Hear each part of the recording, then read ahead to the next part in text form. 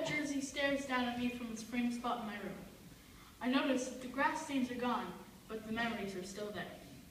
It's the first football jersey I wore when I was 8 years old. Looking at it takes me right back to that time. Every other day, I had to go to football practice, get bruised several times for practice, try to remember all the plays that we saved over the weekend, and of course run all the laps around the field. Everything was leading up to this, my first game. I was grunting in frustration that my new uniform pants were cutting off my circulation. Even though I had been practicing for weeks, I was still pretty new to the game. As the game started, I realized that the person blocking me was like a giant towering over me. The first play started, and I quickly noticed that the quarterback handed the ball off to the halfback, who ran to the side. I didn't hesitate to ram into him. I was suddenly taken over by a huge adrenaline rush. I have no idea how I got past the guy in front of me, but I did.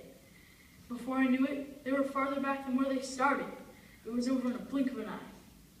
Since this field had an announcer, I could hear him say, "Second and 12, tackle made by Christopher McCarthy, number 65.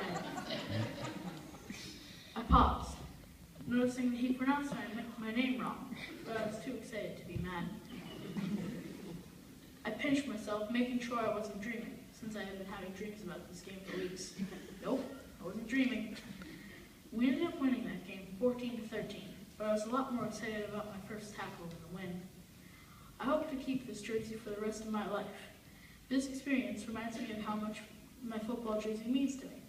To you, it may just look like a shirt or a dirty old jersey, but to me, it tells a story. This game made me realize what my favorite sport is: football. I like football because it's a lot like life. If you fall down, you have to get right back up. My father told me that. At the time, I thought he was crazy. But after my first game, I understood what my father had said to me. Every time I see it, I think of how great next season will be. Thank you.